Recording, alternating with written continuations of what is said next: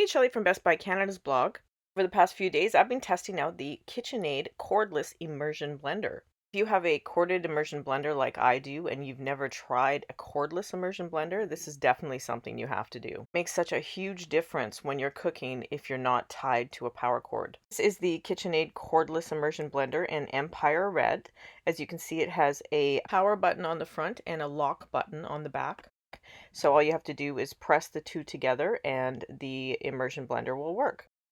It has variable speeds, so it depends on how lightly you press the power button.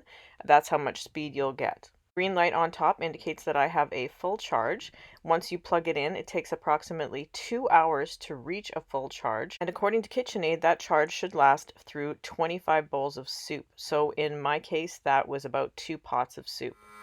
It's pretty quiet when it's running. The trigger on the appliance makes it very easy to use variable speeds.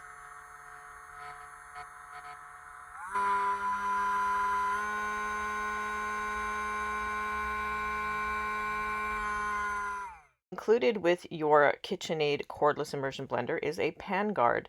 I found that the pan guard was very useful when I was blending soup in my enamel cast iron pan. I'm pretty careful when using an immersion blender, so I didn't necessarily need to use the pan guard, but it was nice to know that the blades wouldn't touch the bottom of my pan.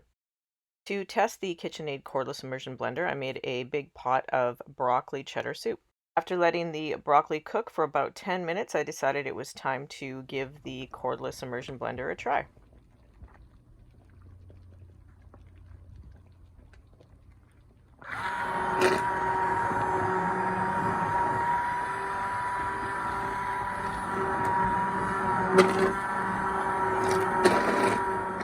The variable speeds are a great way to reduce splatter. As you can see, I splattered a little bit outside of the pan, but once you get used to how to control the power on this cordless blender, it becomes very easy to use. And just by using the variable speeds, you will have a lot less splatter. With this soup, I blend it until I have most of the broccoli chunks dissolved, and then I'll go back and blend it again right before it's done.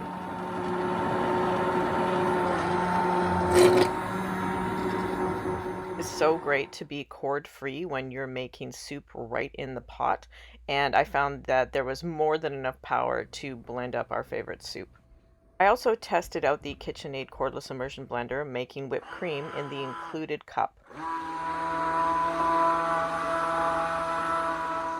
It took around 5 minutes to get the whipped cream to be the right consistency, and by that point, the battery on the cordless immersion blender was ready to be recharged.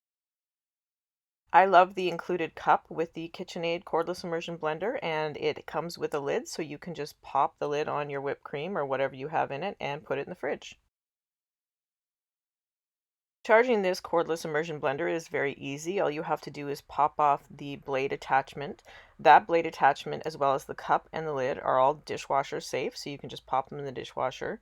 You plug the device in and it will charge for about 2 hours. If you find you have battery loss while you're in the middle of making a pot of soup or whipped cream or a milkshake, you can plug the immersion blender in for 10 minutes and that should give you enough power to get through whatever task you're working on. I love using the KitchenAid Cordless Immersion Blender. It comes in a variety of colors, including my favorite shade of blue, and I found that the battery life was more than sufficient to get through many of the kitchen tasks that I was doing. When it comes to immersion blenders, cordless is definitely the way you want to be.